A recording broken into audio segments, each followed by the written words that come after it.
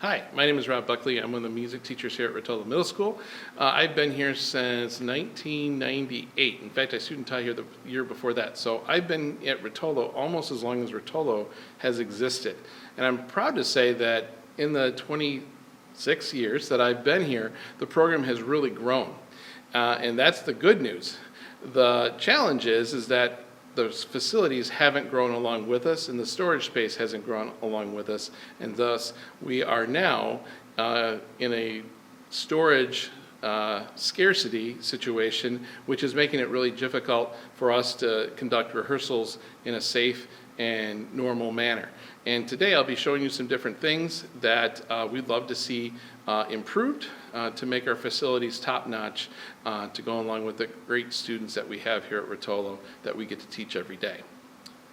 The first thing I'd like to share with you is the band room. This is our largest facility for the music department here at school, and we actually have two band rooms. This is our main band room where all of our rehearsals take place. In this room, the biggest issue, there's really two of them, and the largest one is storage.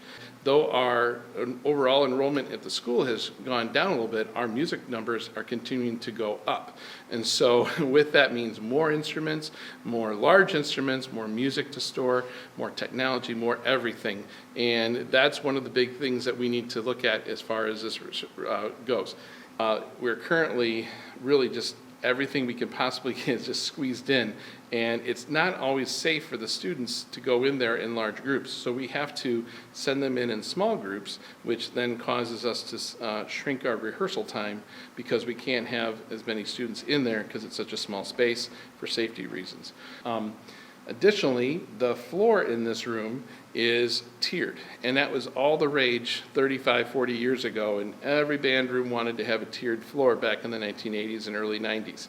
Today, it's actually very inflexible for us, and our rehearsals are limited to this exact design. And if we wanted the students to sit in a square or a circle, because that's kind of a new thing to do just once in a while to change things up, we really can't do that. So as our bands continue to grow, this room may not be able to be used for warm-ups during concerts just because we just don't have the space. Our orchestra room is exactly how it looked back when it was built in the early 1990s. The cubbies are the storage areas for the violins and violas. We do not have enough of them anymore, and they are starting to fall apart. We also have our bass and cello instruments that are large and appear on these racks. We actually have 3 racks currently hidden in the school that are being kind of pushed away, so that way we have room for the number of chairs that we need in the class. And again, their numbers are going up, as are the band and the choirs. Our choir room is our third large classroom here, and you can see our risers. These risers were hand-me-downs from Batavia High School, which were purchased in the late 1990s, and here we're still using them. They are starting to miss some parts, and though they are being still holding together, every time we move them, we always worry, are we going to be able to get them back together again? As you can also see, this room doesn't have any additional storage other than a small practice room.